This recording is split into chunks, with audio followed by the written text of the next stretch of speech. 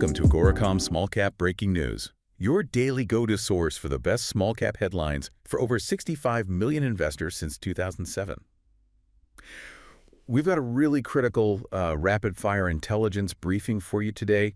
We're pulling 4 pretty high-impact announcements, things you flagged in your latest source stack. That's right. And this deep dive, it's crossing major sectors. We're talking biotech's clinical journey, and then boom, 3 massive drill campaigns up in the Canadian North. A lot happening. Definitely. And look, our mission isn't just to, repeat the headlines back at you. It's about extracting those immediate strategic and maybe financial results, the things that really change the risk-reward picture, helping you pinpoint exactly where you might need to start your deeper research. Exactly. Because when you look at small cap news like this, I mean, whether it's bringing on, world-class clinical talent or hitting these big multi-metal intercepts, a core action, it's basically the same, right? Else. The company is trying to translate that paper value, the potential, into measurable, actual, tangible value. Right, potential versus reality. Precisely. And today we're focusing on like a critical transition point. You could call it the execution risk. Okay, let's unpack this then. Let's start with a really pivotal move in the biotech space. Our first flash report, it's focused on quantum BioPharma. That's trading under QNTM on the CSE exchange. QNTM, got it. And the headline reads, Quantum BioPharma brings on leading MS clinician to guide next phase of Lucid-MS. Okay, so right away, this is more of a, let's say, a signal flare, not really a final result yet. But strategic signal. Exactly. This company is clearly looking ahead to what is arguably the most difficult phase of drug development, and they're trying to de-risk that clinical path by adding some serious firepower. So who did they bring on? They appointed Dr. Jack Antel. He's a very recognized multiple sclerosis clinician, former head of neurology at McGill, actually. Wow. And his specific role is clinical development advisor for their Lucid-MS program. Right. And for anyone tracking QNTM, this timing is pretty crucial, isn't it? They've already done their phase 1 trials. The safety ones. Right. Favorable safety findings in healthy volunteers. But now they've got to make that shift to phase 2. And that's the huge hurdle, proving efficacy in actual MS patients. Absolutely. And phase 2 design, it's just inherently complicated, especially, in a neurodegenerative disease like MS. Expensive too, I imagine. Oh, incredibly expensive. It's long. And the endpoints, Yeah. They're notoriously tricky to really pin down. So Dr. Antel's role here is shaping that trial design. To give Lucid-MS the best shot. The best possible chance of showing a statistically significant efficacy signal. I mean, this hire, it massively boosts their clinical credibility going into this phase. Okay, but let's dig into the science a bit, because Lucid-MS, it sounds like it's different from what's currently out there, what's dominating the market. It is. Doesn't bringing in such a high-profile advisor also kind of, raise the expectations for how complex that trial design needs to be? It absolutely does, yeah. But it's probably necessary because of the drug's mechanism of action. See, most of the currently approved MS therapies, they focus on suppressing the immune system, right? Trying to stop the body attacking itself. Standard approach. Right. Lucid-MS is different. It's a patented new chemical entity, and it's designed to be neuroprotective. So the aim is to protect the myelin integrity and actively inhibit demyelination. Okay, so for the listener, demyelination, that's basically the protective coating around nerve fibers getting stripped away. That's what causes the MS symptoms. Correct. So if Lucid-MS can actually protect that myelin, it's potentially targeting the underlying nerve damage itself, not just tinkering with the immune response. That's the potential game changer. That's the differentiator. And the VP, Dr. Andrzej Kruszyński, he put it pretty clearly. He said Dr. Antel will be, quote, instrumental in advancing Lucid-MS into a phase 2 clinical trial looking for an efficacy signal in people with MS. So that expertise is vital. It's critical because if they can show neuroprotection, well, they move into a completely different league than the current immune modulators. And that's why this strategic move, this hire, it warrants immediate, deep investor attention, Okay, really interesting. So we just talked about de-risking the clinical path with key personnel. Now let's look at how the mining sector de-risks assets, usually with cold, hard drill data. Exactly. Boots on the ground, drills turning. We're crossing the continent now, heading up to the Yukon for a massive gold and copper hit. Our second headline, Prospector Metals unveils major gold and copper discovery in Yukon, signaling untapped potential at the ML project. Okay. That's Prospector Metals Corp, symbol PPP. trading on the TSX Venture Exchange. So this is where you see that transition we talked about from, historical potential to a genuine discovery, this new TESS Zone intercept. Look, it delivered one of the most significant gold and copper intercepts ever recorded on this particular property. Ever. That's a big statement. On this property, yes. For an exploration company like this, it's not just like an incremental step. It feels more like a fundamental leap forward in how you perceive the resource value. All right, let's get to the numbers then, because that's what really matters for modeling and potential economics down the line. The standout drill hole they mentioned is ML2531. It intercepted 44 meters, averaging 13.79 grams per ton gold and 1.84% copper. And that started at a pretty manageable depth, just 62 meters down. Okay, stop right there. That combination, the width, 44 meters is wide, and that high grade, 13.79 gramy gold is excellent, plus the copper. And shallow. And starting shallow. That's what changes the conversation entirely. Right. But then you dig deeper into that intercept, and there's a section that really it stops you in your tracks. The kicker. The kicker, an internal ultra-high-grade interval. 21.93 grams per ton gold over 24.65 meters. And within that, there's a 1-meter section grading a staggering 288 grams per ton gold. Wow. Okay, 288 grams. That number just leaps off the page. Yeah. But, we have to ask the critical question here, right? Always. Are we sure this isn't just a classic, nugget effect? Just one freakishly rich pocket of gold that isn't really representative of something continuous, something mineable? That's absolutely the correct skeptical approach you need to take. And the source material, it kind of addresses this, implicitly at least, through the geological observations. How so? Well, for the first time ever on the ML property, they actually observed visible gold in this zone. Oh, okay. Which does reinforce the idea of high-value mineralization being present. But importantly, this isn't just a gold story, it's multi-metal. That 1.84% copper, that's a significant credit.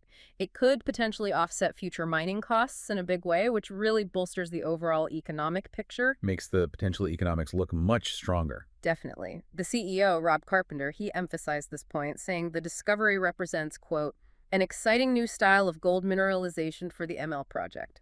So the implication is, if this kind of intercept is repeatable, that combination of width, high grade, the copper credit, shallow depth, it really puts Prospector Metals, PPP, on the map for anywhere looking at emerging Canadian discoveries. And that potential for repeatability, that's the absolute key now. The mineralization, they say, remains open both along strike and at depth. Room to grow. Huge room, potentially. It suggests the TESS Zone could have substantial expansion potential well beyond this initial discovery hole, and that becomes the next execution target for them. Got it.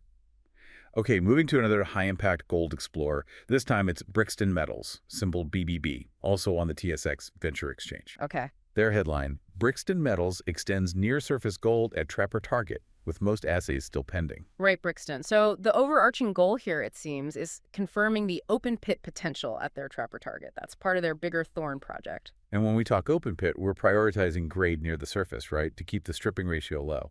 Exactly. You want to move as little waste rock as possible to get to the valuable stuff, the gold. It's all about economics. And the results they just released, they definitely seem to reinforce that shallow potential. Hole THN25-339 came back with 15.0 meters grading 2.26 grams per ton gold, starting super shallow, just 16 meters down. That's practically right at surface. Pretty much. And then another hole, THN25-337, hit 6.4 meters of 4.61 grams per ton gold from only 27.1 meters. Yeah. And that included 1.5 meters at over 14 grams. Yeah, those are excellent shallow grades. Good widths, too. And these hits, they apparently extended the known mineralized footprint about 36 meters to the south-southwest. But, and this is a big but. There's more coming. A lot more. What's truly driving the immediate focus for investors right now is the massive pending catalyst. The upcoming data release. Precisely. They completed 30 holes in this season's program, but the assays, the results, are still pending for 18 of them. Wow, more than half the program is still unknown. Exactly. Over half the program is yet to be revealed. So right now, it feels like we've only seen, the first few pages of the book. The real story here, like the continuity, the scale across this extended footprint, it's all held up in those 18 pending assay results. So for Brixton, the critical execution risk here isn't so much discovering if there's grade, they've shown that, but proving the continuity needed for actual resource modeling. You nailed it. If those pending holes confirm they can actually connect these high-grade shallow hits together, then the case for a coherent, economic, open-pit resource, it just accelerates dramatically. It's the difference between having, a few spectacular isolated data points and demonstrating a sustained, potentially economic center of gravity for mining, and the fact that the company specifically noted seeing visible gold in several of those pending holes. Raises the anticipation. It just heightens the anticipation for that data drop even more. So investors really need to watch for that continuity, both along strike and at depth, as those assays start rolling out. Okay, makes sense. Watch this space. All right, our final piece of breaking news for today takes us way up north to Nunavut. We're focusing on high-grade corridor growth. The headline: Blue Star Gold extends Nunavut target with new hits at Nutak Trend and signals a 1.6-kilometer corridor. Blue Star Gold. Blue Star Gold trades as BAU on the TSX Venture Exchange. BAU. Okay, Blue Star's strategy here seems pretty straightforward. They want to expand the prospective footprint along this Nutak trend.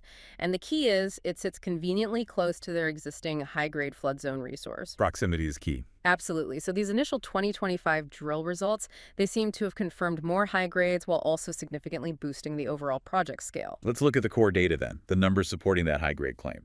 Hole 25 UND 002 returned 5.70 meters of 7.31 grams per ton gold. That was from about 105 meters downhole. Pretty good depth, reasonable width, solid grade. And it included a higher grade core within that, 1.8 meters hitting 21.1 grams per ton. Yeah, that's a nice kicker. And strategically, this is where the execution seems to have really paid off for them.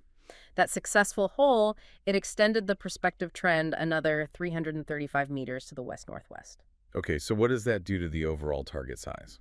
Well, according to them, it brings the total target corridor length now to at least 1,600 meters. That's 1.6 kilometers. 1.6 kilometers. And crucially, it remains open. It could still get bigger. That scale, 1.6 kilometers, that's pretty massive for an exploration target, isn't it? Especially one that's located, as you said, within hauling distance of their existing flood zone resource. Exactly. That proximity immediately suggests potential future synergies, right? Maybe reducing infrastructure costs if this ever gets developed down the line. Streamlining operation. Potentially. And it seems the company is successfully using predictive geophysical targeting, specifically something called Loop-EM, which appears to be effective in identifying these mineralized structures for them to drill. Now, they also reported some selective surface samples along parallel structures nearby. And how did those look? Impressive numbers. Grab samples as high as 115.5 grams per ton and 115.0 grams per ton gold. Whoa. Okay, but hold on. We absolutely have to put a big asterisk on those surface grab samples, right? Huge asterisk. They sound exciting, but for the listener, why do we need to be cautious with numbers like that? Because by definition, they are highly selective. They're grab samples. Someone walks along, sees a rock that looks really good, and grabs it. Best looking rock on the outcrop. Pretty much. So they show what could be there, the potential for really high grade, but they absolutely do not represent the average concentration across a large volume. They don't tell you about true width or tonnage. So more like a geological pointer than an economic indicator. Exactly. They're a pointer. They confirm gold is present, sometimes in high concentrations. But it's the drill core results, like that 5.7 meters at 7.31 grams per ton. Those are the metrics that start to define potential economic viability. The CEO, Grant Ewing, noted these findings, quote, suggest potential to build additional resource ounces along the 1.6-kilometer-long trend. Right. Suggesting potential, not confirming it yet. Okay, yeah. Wow. That was a really rapid-fire rundown, wasn't it? Across 4 different companies, all aiming to deliver some tangible value. A lot of ground covered. We saw Quantum BioPharma, QNTM, adding that world-class clinical expertise to try and de-risk their critical Phase 2 trial design. Then Prospector Metals, PPP, delivering that, staggering multi-metal discovery up in the Yukon. Yeah, that 288-gram hit. Unbelievable. Yeah. Then Brixton Metals, BBB, extending that crucial near-surface gold, but all while we wait for that massive batch of assays that will really define the resource scale. The cliffhanger. Totally.